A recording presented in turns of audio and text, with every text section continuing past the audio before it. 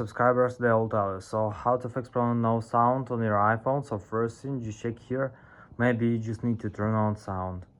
So after, you can try to rest your phone. So just go to the settings, just open the general, just scroll down, just tap on shut down, slide to power off, wait for a second, and just power phone again. So just simply rest your phone.